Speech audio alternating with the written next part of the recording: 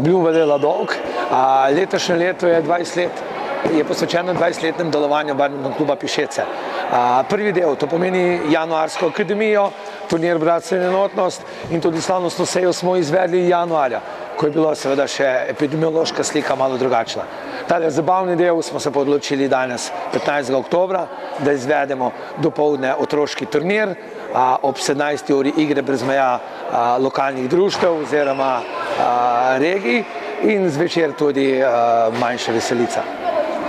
Moram reči, da smo se mi letos dogovorili za mednarodno sodelovanje z zagrebškim klubom Medvedgrad. To pomeni, da imamo skupne treninge, skupne trenerje, na koncu tudi skupne turnirje in zato smo danes povabili tukaj ene od najboljših hrvaških igralcev in tudi seveda naše lokalne.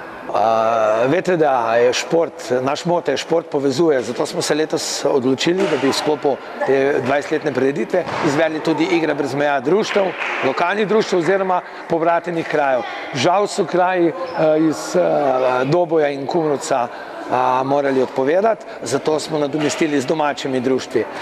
To so potem bolj kot ne društva, za katerimi že redno sodelujemo.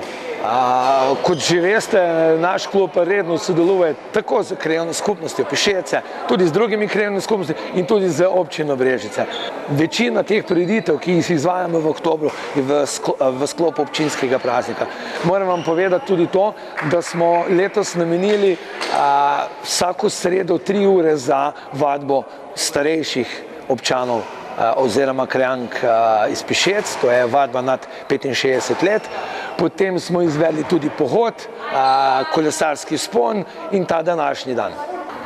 Moram reči, da smo en redkih klubov ali pa društev, ki je v pokoronskem času doživel velik vzpon pri številu članov in sem vesel, da smo prav mi tisti, ki rečemo da se, je pa res, da moram reči, da tale kriza, ki prihaja oziroma ki nas je trenutno prizadela, nam čedalje več otrok, namesto da nam jih pošilja v dvorano, da nam jih jemlje iz dvorane.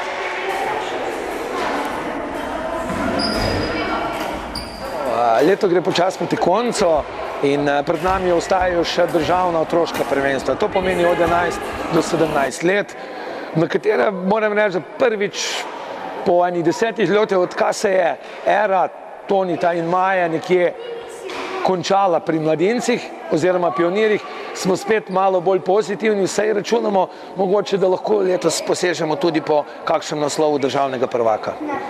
Kar se tiče pa same članske ekipe, moram reči, da 12. novembra imamo zaključno prireditev ekipnega državnega prvenstva, prve, druge in tretje lige.